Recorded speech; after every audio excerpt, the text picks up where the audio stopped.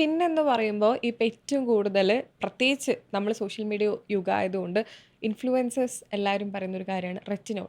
ഇപ്പോൾ skin doctors ആയാലും പറയുന്നത് റെറ്റിനോൾ സെറം യൂസ് ചെയ്താൽ നല്ലതാണ്, റെറ്റിനോൾ ഇത്ര ശതമാനം നമ്മളെ ഫേസിൽ ഉള്ളത് നല്ലതാണെന്നൊക്കെ പറയുന്നുണ്ട്. എന്താണ് ഈ റെറ്റിനോൾ? റെറ്റിനോൾ എന്ന് പറയുന്നത് ഒരു വളരെ എഫക്റ്റീവായിട്ടുള്ള ഒരു ആൻറ്റി ഏജിങ്ങിന് ഹെൽപ്ഫുൾ ആയിട്ടുള്ള ഒരു കണ്ടന്റ് ആണ്. റെറ്റിനോൾ പല ഡിഫറെൻറ്റ് പെർസെൻറ്റേജസിലാണ് വരുന്നത്. അതൊരു അത്യാവശ്യം സ്ട്രോങ് ആയിട്ടുള്ള ഒരു സാധനമാണ്. സോ അത് ക്രീം രൂപത്തിലും ഉണ്ട്, സിറം രൂപത്തിലുണ്ട്. സിറം എന്ന് പറയുന്നത് ഇപ്പോൾ കുറച്ചും കൂടി മൈൽഡ് സിറം ആയിട്ടാണ് വരുന്നത്. സോ അപ്പോൾ നമുക്ക് ഡെയിലി ആപ്ലിക്കേഷൻ ആയാലും പറ്റും, കുഴപ്പമൊന്നുമില്ല. പക്ഷേ എന്നാലും റെറ്റിനോളിൻ്റെ ഒരു ഉപയോഗം എന്ന് പറയുന്നത് എന്താ വെച്ചാൽ നമ്മളുടെ സ്കിന്ന് ഒരു എക്സ്ഫോളിയേറ്റിംഗ് പ്രിൻസിപ്പിളാണത്. അതായത് നമ്മുടെ സ്കിന്നിൻ്റെ ഡെഡ് ആയിട്ടുള്ള ലേയേഴ്സിനെ എക്സ്ഫോളിയേറ്റ് ചെയ്യും, അതായത് പറഞ്ഞു കളയും എന്നുള്ളതാണ്. പീലിംഗ് ഒക്കെ ചെയ്യുന്ന പോലെ. പക്ഷെ അങ്ങനെ വിസിബിൾ പീലിംഗ് ഒന്നും ഉണ്ടാവില്ല, പക്ഷെ നമ്മൾ ഡെഡ് സ്കിൻസിന് ഒന്ന് പീൽ ഓഫ് ആവും. ഈ റെറ്റിനോൾ എന്ന് പറയുന്നത് ഇതൊക്കെ നമ്മൾ വിദേശത്ത് നിന്ന് ഇങ്ങനെ മെല്ലെ മെല്ലെ വരികയാണ്. വിദേശ രാജ്യങ്ങളിൽ ഏറ്റവും കൂടുതൽ ആൾക്കാർ സെലിബ്രേറ്റ് ചെയ്യുന്ന ഒരു കണ്ടന്റ് എന്ന് പറഞ്ഞാൽ റെറ്റിനോളാണ്, വെസ്റ്റേൺ കൺട്രീസിൽ.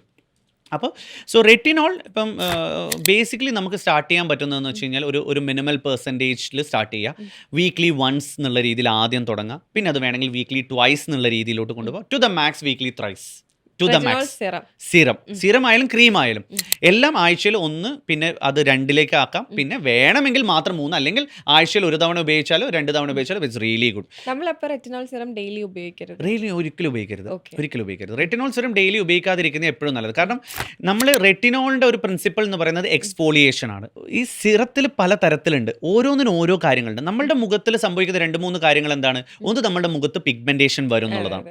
ഒന്ന്, നമ്മുടെ മുഖത്ത് ഡ്രൈനെസ് വരും, പ്രായം വരും എന്നുള്ളതാണ്. ഒന്ന്, നമ്മുടെ മുഖത്ത് പ്രായം. അപ്പം നമ്മൾ പ്രിവെന്റ് ചെയ്യേണ്ട കാര്യങ്ങൾ എന്താണ്? ഒന്ന്, പിഗ്മെന്റേഷൻ. സോ ഒരു ഡീ പിഗ്മെന്റിങ് സിറം. ഏജിങ് പ്രിവെന്റ് ചെയ്യണം, അതിനാണ് റെറ്റിനോൾ.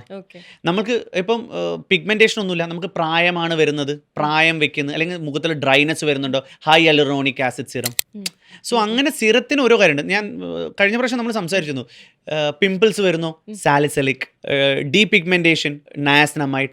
ഓവറോൾ സ്കിന്നിൻ്റെ ഒരു മെയിൻ്റെനൻസ്, അല്ലെങ്കിൽ ഒരു ഓവറോൾ സ്കിന്നിൻ്റെ ഒരു മെയിൻ്റെനൻസിന് വൈറ്റമിൻ സി സിറം. സോ അങ്ങനെയാണ് ഇതിനെ ഗ്രേഡ് ചെയ്യുന്നത്. So retinol is mainly for anti ageing exfoliating പ്രിൻസിപ്പിളാണ്, സ്കിന്നിനെ പൊളിയിച്ച് കളയുന്നത്.